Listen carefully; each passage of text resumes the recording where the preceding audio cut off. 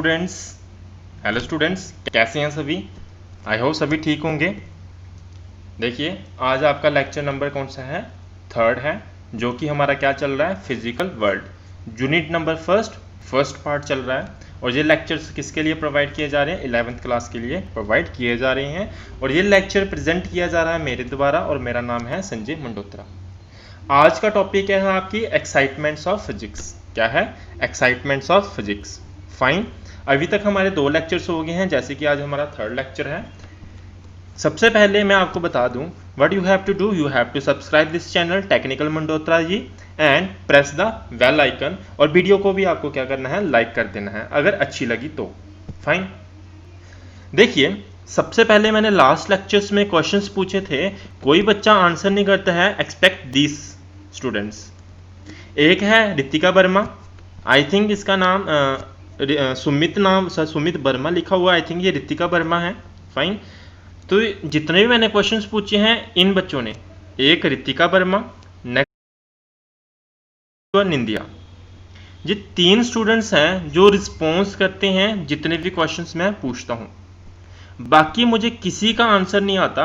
मैं हमेशा क्वेश्चंस करता हूँ लेक्चर देते हुए और तुम लोगों को कमेंट सेक्शन में आंसर करने होते हैं। कोई भी स्टूडेंट्स रिस्पॉन्सिव नहीं है। Expect these 3 students.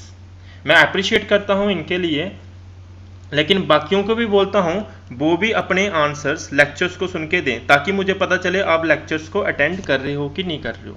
फाइन, तो चलिए आज का लेक्चर शुरू करते हैं। आज का जैसे कि टॉपिक पता है आपको, एक्साइटमेंट्स ऑफ क्या है, हमारा फिजिक्स है। एक्साइटमेंट्स ऑफ क्या है, फिजिक्स। फाइन, देखो एक्साइटमेंट वर्ड से आप मतलब समझ रहे होगे, थोड़ा सा आइडिया मिल रहा होगा। एक्साइटमेंट है ना, कोई चीज़ के लिए जब हमें क्या मिलती है, एक्साइटमेंट मिलती है। क्या होता है, हम एक्साइटेड होते हैं कोई काम को करने के लिए, वो एक्साइटमेंट, वही एक्साइटमेंट की बात चल रही है यहाँ पे। तो समझते हैं इसको क्या है क्या नहीं। फाइन, देखिए मैं आपको एक एग्जाम्पल देता हूँ। सबसे पहले देखो, अगर आप कोई भी काम करोगे ना, जैसे आपकी कोई मान लो स्पोर्ट्स चल रहे हैं, कोई गेम चल रही है, ओके, कोई रेस हो रही है, तो वो रेस को जीतने का मजा कब आएगा ज़्यादा, उस गेम को आप दिल से कब खेलोगे, जब कोई भी काम दिल से कब करोगे, वो तब करोगे जब आपके सामने क्या आ जाएगा, चैलेंज आ जाएगा। जब आपके सामने क्या आ जाएगा, चैलेंज आ जाएगा। जब आपको कोई चीज़ चैलेंजिंग दिखती है ना, और आपको कोई चैलेंज कर दे, तब आप उसको क्या करते हो, बहुत एक्साइटमेंट में उस काम को करते हो। बात समझ के, जहाँ कोई ऐसी चीज़ आपको कोई बोल दे कि ये पॉसिबल नहीं है, आपको कोई चीज़ बोल दे ये पॉसिबल नहीं है, आपके ईगो को क्या हो जाता है, हर्ट हो जाता है। आप क्या करते हो, फिर उस चीज़ को दिल और जान से करने की कोशिश करते हो। मीन्स उस चीज़ में आपको क्या आती है, एक्साइटमेंट आती है। बात समझ आ रही होगी। तो एक्साइटेड चीज़ें कैसी होती हैं, एक्साइटमेंट कब आती है कोई चीज़ में, एक तो वो इंटरेस्टिंग है ही है, प्लस आपको दूसरों को ऐसा लगे कि वो इम्पॉसिबल है पर आप उसको क्या कर दो, पॉसिबल कर दो, तब ज़्यादा मज़ा आता है कोई भी चीज़ करने में। बात समझ गए। एग्जाम्पल के तौर पे देखो, और एक्साइटमेंट होना बहुत ज़रूरी भी है ना।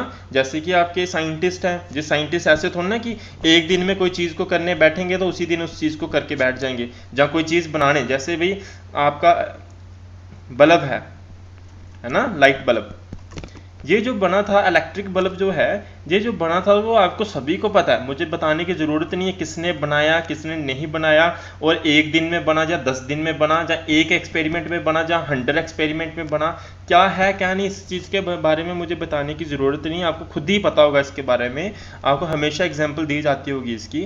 तो यहाँ से एक चीज़ आपको ये सीखने को मिलती है कि साइंस के अंदर जब भी कोई एक्सपेरिमेंट या रिसर्च होती है तो वो एक दिन में नहीं होती, वो काफ़ी टाइम लग जाता है, बार बार आपको एक्सपेरिमेंट करने पड़ते हैं। ये एक्सपेरिमेंट कब किया जाता है, किसके द्वारा किया जाता है, जिसको उस चीज़ के अंदर क्या होगा, इंटरेस्ट होगा, जिसको क्या होती होगी, एक्साइटमेंट होती होगी उस चीज़ को करने में। तो यही से हमारे कुछ टॉपिक्स निकल के आ गया फिजिक्स का, क्या, एक्साइटमेंट। क्यों एक्साइटेड है ये, पहली चीज़, पहला पॉइंट देखते हैं हम, क्यों एक्साइटेड है। देखो, carrying out imaginative new experiments, ऐसे इसके साथ कर लेना, ठीक है, ये अलग से हो गया। कैरिंग आउट इमेजिनेटिव मीन्स जो चीज़ें हम इमेजिन ही कर सकते हैं उन चीज़ों को करने में। साथ में to unlock secrets of nature, जो नेचर के अंदर आपको पता ना बहुत सारी चीज़ें सीक्रेट हैं। लाइक एग्जाम्पल देनी हो भी, एग्जाम्पल देनी हो है ना, अभी तक अगर हम पास्ट में चले जाएं, आपने 10th में देखा होगा केमिस्ट्री के अंदर आपके बहुत कम एलिमेंट पता थे। जैसे जैसे टाइम बढ़ता गया आपको न्यू एलिमेंट्स का पता चलता गया, पता चलता गया। बात समझ आ रही होगी। अब ये न्यू एलिमेंट्स कैसे पता चले, कैसे नहीं पता चले, ये टाइम के साथ पता चले। मीन्स जो साइंटिस्ट थे उन्होंने नेचर के जो सीक्रेट्स हैं उनको क्या किया, अनलॉक किया। नेचर के सीक्रेट्स को अनलॉक करते के उनको न्यू चीजें मिलती गई। बात समझ रहे होगे। तो बेसिकली नेचर के अंदर बहुत सारी चीजें हैं जो कि सीक्रेट हैं, जिनके कुछ सीक्रेट्स को तो अनलॉक कर दिया गया है और अभी भी बहुत सारे सीक्रेट्स हैं जिनको अभी अनलॉक करना बाकी है, जिनको कौन करेंगे, आपकी आने वाली जो जनरेशन है, जो आप लोग उनको क्या करोगे, अनलॉक करोगे, अगर आप इन फील्ड्स में जाते हो तो।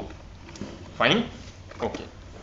और क्या चीजें, ऐसी भी चीजें होती हैं जैसे मैथमेटिक्स की ही बात कर लें, जो साइंस की, या फिजिक्स की, या केमिस्ट्री की, आप पढ़ोगे देखना कुछ चीजें ऐसी होंगी आप सोचोगे यार ये तो गलत बोल रहा है। कुछ थ्योरीज ऐसी पढ़ोगे आप, आपके अगर आप इंटरेस्ट में पढ़ रहे हो, अगर आप डीपली हर चीज को समझ रहे हो, ध्यान से पढ़ रहे हो, जो आपको लेक्चर्स प्रोवाइड किए जा रहे हैं उनको अगर आप ध्यान से सुनते हो, उनके ऊपर सोचते हो कि ये ऐसा हुआ तो हुआ क्यों, उनके ऊपर क्वेश्चंस राइज करते हो, तो आपको देखना कुछ चीजें हमें फिजिक्स के अंदर ही पढ़ते हुए, केमिस्ट्री के अंदर भी है, फिजिक्स के अंदर ही अगर जब आप चीजें पढ़ रहे होंगे आपको देखने को मिलेगा कुछ साइंटिस्ट ने लॉ तो दे दिया है, लेकिन अगर आप उसके ऊपर सोचोगे ना अच्छे से तो आपको एहसास होगा यार ये लॉ तो गलत है, आपके अकॉर्डिंग तो वो लॉ क्या होगा, गलत होगा।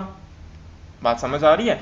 मीन्स कुछ चीजें ऐसी साइंटिस्ट ने तो बोल दी हैं, आपके जो साइंटिस्ट है उन्होंने ये चीजें बोल दी हैं, जो थ्योरीज दे दी हैं अपनी, तो अगर आपके पास नॉलेज है आप उन चीजों को क्या कर सकते हो, फाल्सीफाई भी कर सकते हो।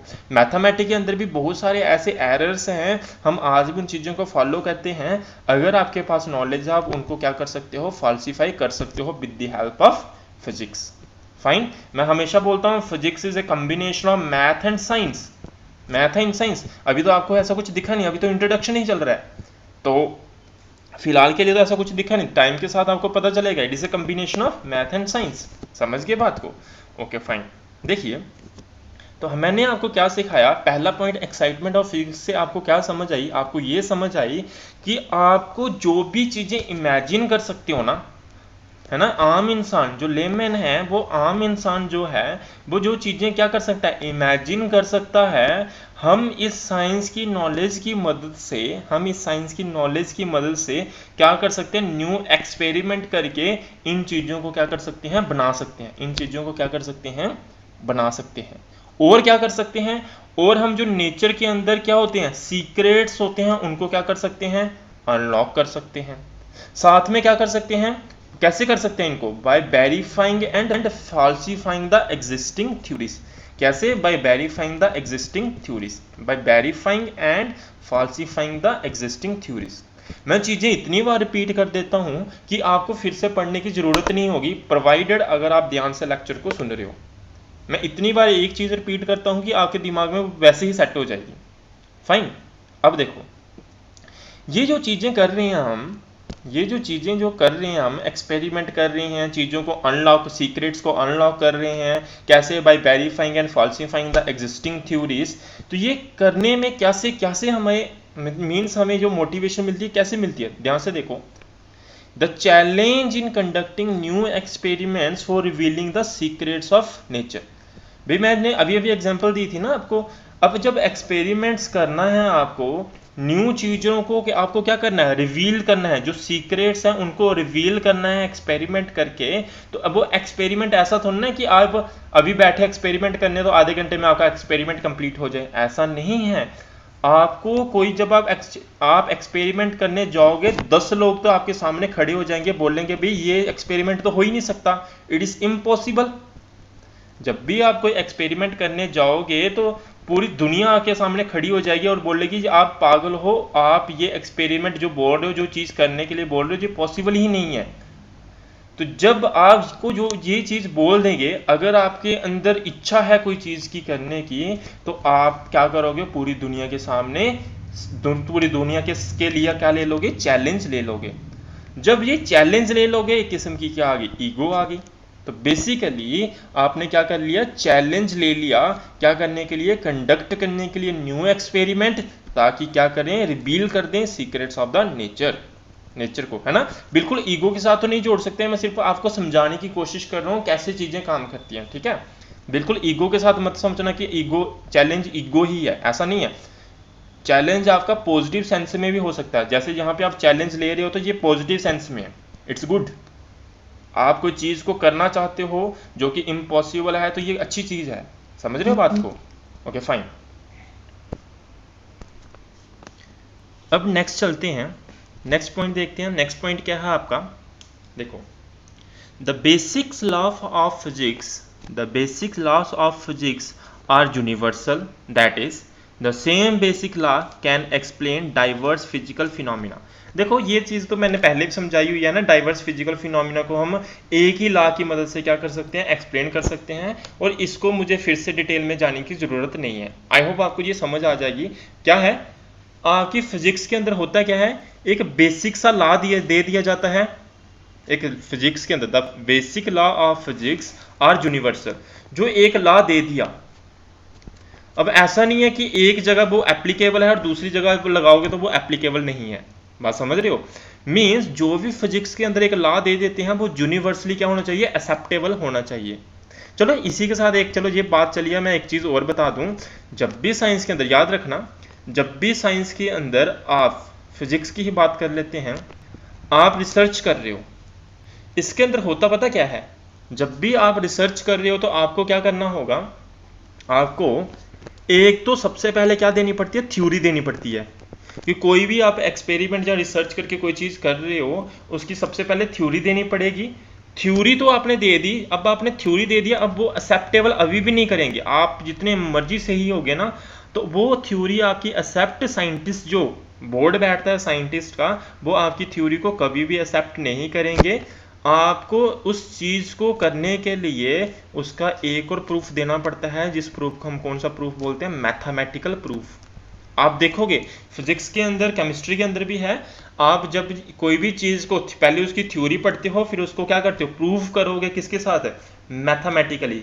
ये याद रखना, कभी भी जब भी कोई चीज़ साइंस के अंदर दी जाती है, एक तो थ्योरी, साथ में उसको किसके साथ वेरीफाई करना पड़ता है, हमें मैथमेटिकली भी उसको क्या करना पड़ता है, वेरीफाई करना पड़ता है। इस बात को याद रखना, ठीक है। अब यहाँ पे जो पॉइंट बता रहा हूँ मैं ये पॉइंट बता रहा हूँ, वो क्या पॉइंट है, आपको एक सेकेंड रुक जाओ।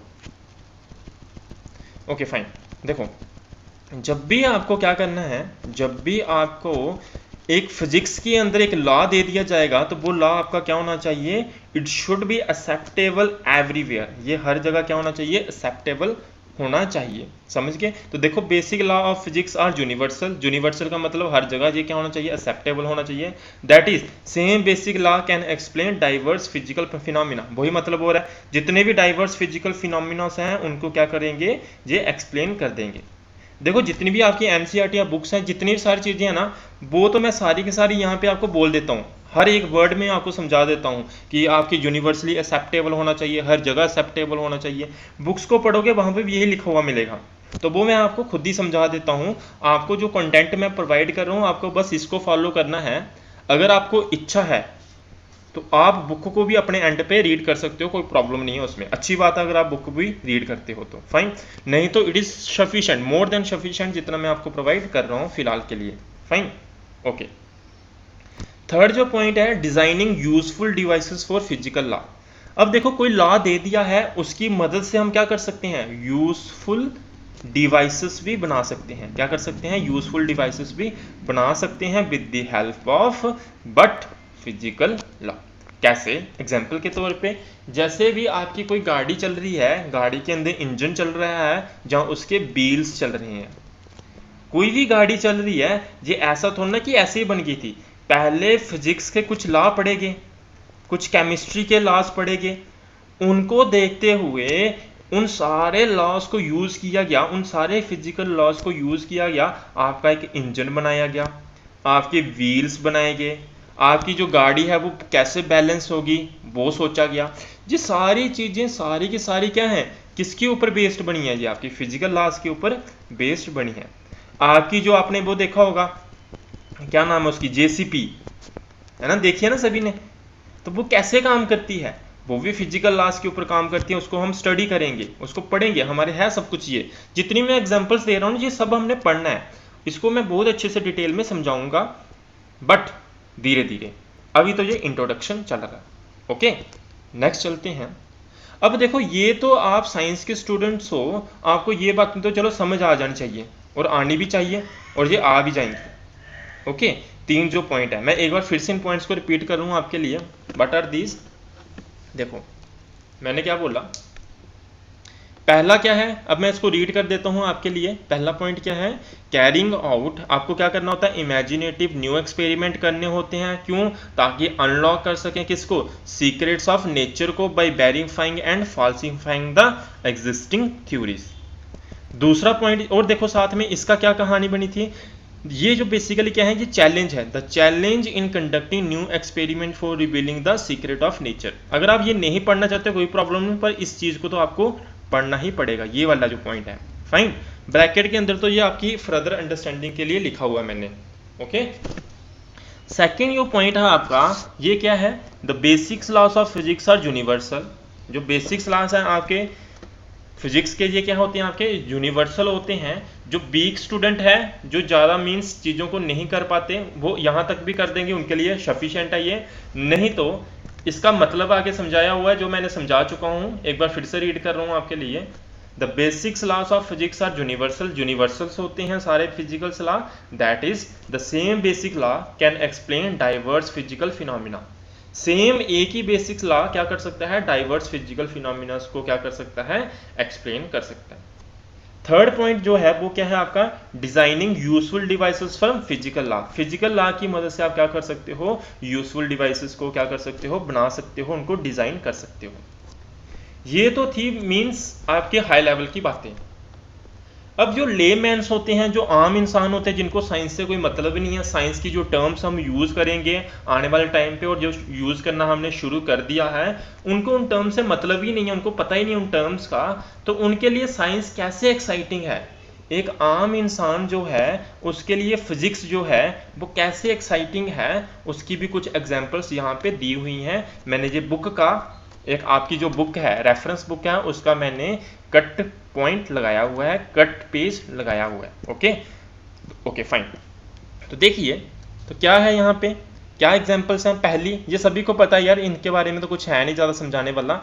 देखो, लाइव ट्रांसमिशंस होती हैं, आपको पता है, थाउजेंड्स ऑफ किलोमीटर दूरी से भी क्या कर सकते हो, लाइव ट्रांसमिशंस देख सकते हो। किसके ऊपर, टेलीविजन के ऊपर। आप इनको अपनी लैंग्वेज में भी लिख सकते हो, कोई प्रॉब्लम नहीं है, कोई इशू नहीं है। फाइन, जरूरी नहीं है कि इसी लैंग्वेज में लिखना है, मुझे कोई प्रॉब्लम नहीं है। साइंस के अंदर कोई भी आप साइंस जो भी सब्जेक्ट पढ़ रहे हो, आप उसको अपनी लैंग्वेज में लिख सकते हो, बस प्रोवाइडेड आपकी अंडरस्टैंडिंग सही है, आप सही से समझ रहे हो। अगर आपने सही से समझ लिया, आप अपनी भाषा में भी लिख दोगे, कोई प्रॉब्लम नहीं है। बस हिंदी में मत लिखना, लिखना इंग्लिश में। Okay okay fine. नेक्स्ट क्या है आपके, STDs होगी, ISD होगी, फैक्स हो गया, पेजर्स हो गए, सेलुलर फोन्स हो गए। ये सारी किसकी देन है, आपकी फिजिक्स की देन है। Speeds, memory of the 5th generation computers, आपको पता ना पहले कंप्यूटर्स कैसे थे, कितना बड़ा कंप्यूटर होता था, और तो इतना बड़ा कंप्यूटर होने के बाद भी उसकी स्पीड कितनी कम होती थी। अब जैसे जैसे जनरेशन बढ़ती जा रही है, 5th जनरेशन के अगर आप कंप्यूटर देखोगे तो उनकी बहुत ज़्यादा हाई स्पीड्स होती है। बात समझ रहे होंगे, किसकी वजह से, इट्स ड्यू टू फिजिक्स। पता चलेगा क्यों, फिजिक्स की वजह से। सेमीकंडक्टर हम चैप्टर है आपका 12th में, तो पूरा 11th और 12th, मैं बार बार बोल रहा हूँ, आपका 11th and 12th is your basic, आपके बेसिक से हाई लेवल तक चलेगा। अगर आपने इन 2 क्लासेस को अच्छे से अपने ऊपर कमांड बना ली, आपको फ्यूचर में कभी भी प्रॉब्लम नहीं आएगी, जब वो इनसे रिलेटेड कोई भी सब्जेक्ट जब आप पढ़ोगे। ये बिल्कुल बेसिक से शुरू होते हैं आपकी 11th एंड 12th, और बिल्कुल एंड पॉइंट तक जाएंगे। जिसने भी अभी तक 10th में कुछ नहीं ना पढ़ा, अगर वो 11th एंड 12th कर लेगा ना, उसका सारा कोटा पूरा हो जाएगा, जितना भी उसने आज तक नहीं पढ़ा। और जो 10th तक पढ़ता आया ना, और अब वो 11th और 12th में नहीं पढ़ेगा ना सही से, तो उसको प्रॉब्लम आने वाली है। जो पीछे की उसकी मेहनत थी ना, जो 10th तक उसने मेहनत की, वो सारी बेकार हो जाएगी। मैं ये नहीं बोल रहा कि उसको कुछ फ़ायदा नहीं होगा उससे, थोड़ा बहुत फ़ायदा तो होगा जो उसने 10th तक मेहनत की थी, पर अभी जो 11th एंड 12th को अगर वो मिस कर गया ना, तो बहुत प्रॉब्लम आने वाली है उसको फ्यूचर में। फाइन, ओके फाइन, आगे बढ़ते हैं, हम टॉपिक पे आते हैं। देखो नेक्स्ट क्या है, यूजर्स ऑफ रोबोट्स। और रोबोट्स बने हैं किसकी मदद से, फिजिक्स की मदद से। बहुत सारे कॉन्सेप्ट होते हैं, कैसे काम करते हैं कैसे नहीं, कभी मुझे टाइम मिलेगा मैं बताऊंगा। मैंने भी आईआईटी बॉम्बे में कंपटीशन हुआ था कॉलेज टाइम में, ठीक है, वहाँ पे मैंने पार्टिसिपेट किया था। पहले कॉलेज में हुआ, फिर वहाँ पे हुआ। तो हमारी टीम गई थी, हमने वहाँ पे रोबोटिक इंटरनेशनल चैलेंज था, वहाँ पे जीत लिया था उसको। वो कब किया था, जब मैं किस में था, फर्स्ट ईयर में था। ये क्यों बताया मैंने, अपनी तारीफ नहीं कर रहा मैं, इसलिए बता रहा हूँ, मैं इसलिए बता रहा हूँ कि मैंने हमने जो वो जीता था 11th, मैं खुद नहीं था, हमारी टीम थी, 5 मेंबर्स थे हम। तो जो हमने ये जो कंपटीशन जीता था, ये किसके भी हाथ से जीता फिर हमने, इसका मतलब मैं तो फर्स्ट ईयर में था। फर्स्ट ईयर में तो इतना तो नहीं पढ़ लिया होगा ग्रेजुएशन में मैंने, तो फर्स्ट ईयर में ये जो प्राइज जीता था हमने, कंपटीशन जीता था, तो किसके भी हाथ से जीता हमने, 11th एंड 12th के भी हाथ से जीता। समझ रहे हो बात को। तो मीन्स इतनी इंपॉर्टेंट हो जाती है। चैलेंज था, अगर आपको नहीं पता तो मैं बता देता हूँ, रोबो चैंपियंस करके टेक फेस्ट होता है आईआईटी में, आईआईटी बॉम्बे एंड दिल्ली। और जो हम कहाँ पे जीते थे, किसका कौन सा जीते थे, आईआईटी बॉम्बे का। फाइन। तो ये क्यों बताया, ये इसलिए बताया कि आपकी ये जो क्लास है कितनी इंपॉर्टेंट है, ये वाली आपकी क्लास कितनी इंपॉर्टेंट है। इतनी इंपॉर्टेंट है कि इंटरनेशनल जो आईआईटी बॉम्बे तक भी आप जाके खेल सकते हो। जीतोगे तो वो अलग बात हो जाएगी, आप वहां जाके पार्टिसिपेट कर पाओगे अगर आपके पास नॉलेज है तो। फाइन, ओके जी, आते हैं पॉइंट पे, है ना। आपको देखो सिर्फ स्टडी नहीं, ऑल ओवर अपनी डेवलपमेंट करनी है, इसलिए मैं साथ में बीच में कभी कभी ये चीज़ें बता देता हूँ आपको। फाइन, ओके, टॉपिक पे आते हैं। तो रोबोट्स की बात चल रही थी, तो आप क्या फिजिक्स की मदद से क्या बना सकते हो, रोबोट्स बना सकते हो।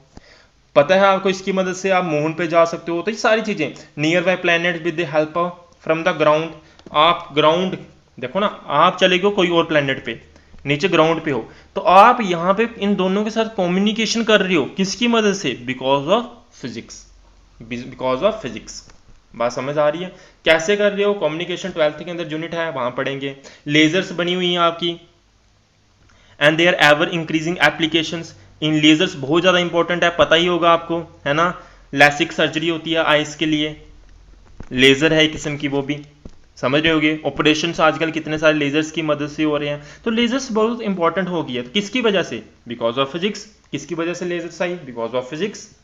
बात समझ रही होगे, ओके फाइन, समझ आ रही है ना सभी, नंदिनी, रितिका, है ना, बाकी भी स्टूडेंट्स, काशिवी, सभी को समझ आ रही है। तो ये सारी चीजें आप अपने एंड पे भी रीड कर सकते हो और अपने हिसाब से भी लिख सकते हो। न्यू सोर्सेस ऑफ एनर्जी, है ना, आपको पता है एनर्जी हमारी टाइम के साथ कम होती जा रही है, तो with the help of physics आप अलग अलग सोर्स ढूंढ सकते हो एनर्जी के। पहले तो हमें ये पता था कि आप क्या कर सकते हो, सिर्फ वुड से एनर्जी ले सकते हो, बाद में किससे पता चला, बायोगैस से होती है अभी, बाद में पता चला सोलर से भी होती है अभी, बाद में पता चला विंड से भी एनर्जी बन सकती है, बाद में पता चला वाटर से भी बन सकती है, ऐसे धीरे धीरे। उसके बाद पता चला न्यूक्लियर एनर्जी भी है, उसके बाद पता चला आप अर्थ के अंदर से भी एनर्जी निकाल सकते हो। तो धीरे धीरे कैसे पता चल रहा है, रिसर्च के मदद से पता चल रहा है। और रिसर्च किसकी वजह से हो रही है, फिजिक्स, क्योंकि एक्साइटिंग है आपके लिए। आप एक्साइटमेंट में ये सारी रिसर्चेस करते हो और आपको न्यू न्यू चीजें आप क्या करते हो, नेचर्स के सीक्रेट्स को अनलॉक करते चलते हो।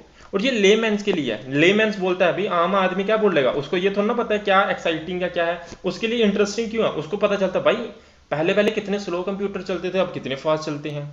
पहले पहले हमें भी यहाँ से विजयपुर से जम्मू जाने के लिए कितना 2-3 घंटे लग जाते थे, आजकल तो हम तो 3 दिन में ही कहाँ पहुंच जाते हैं, दूसरे प्लेनेट पे पहुंच जाते हैं, है ना। एग्जांपल दे रहा हूँ, हाइपोथेटिकल एग्जांपल दे रहा हूँ, किस तरह से उनके मीन्स कैसे इंटरेस्टिंग लगती है उनको, समझ रहे हो बात को।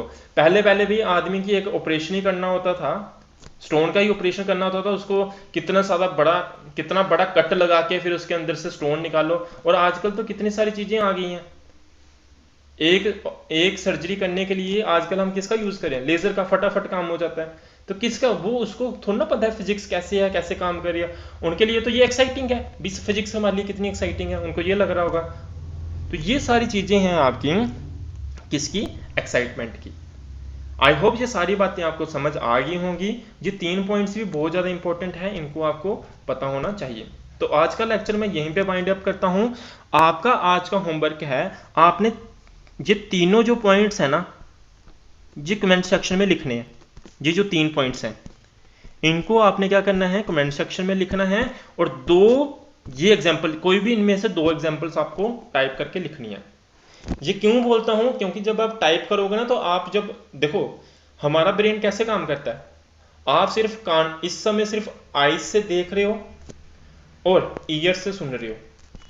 इस समय सिर्फ आपकी 2 सेंस ऑर्गन काम कर रही हैं।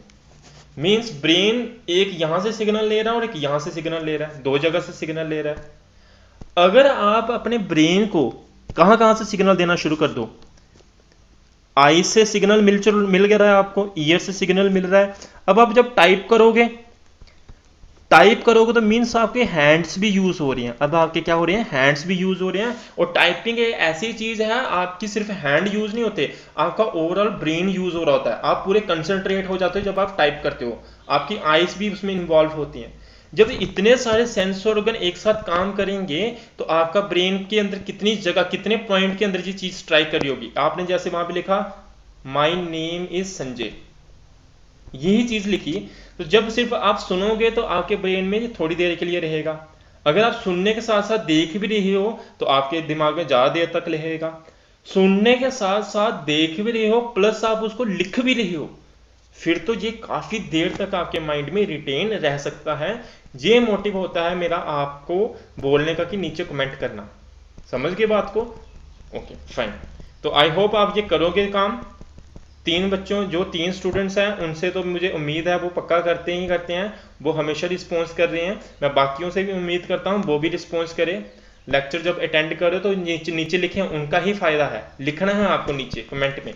इससे क्या होगा, आपके माइंड में रिटेन रहेगा, आपके सारे सेंस ऑर्गन काम करेंगे। Fine, okay. आज के लेक्चर में यहीं पे बाइंड अप करता हूं।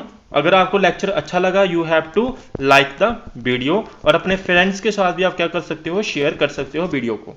Fine, okay, bye, have a nice day.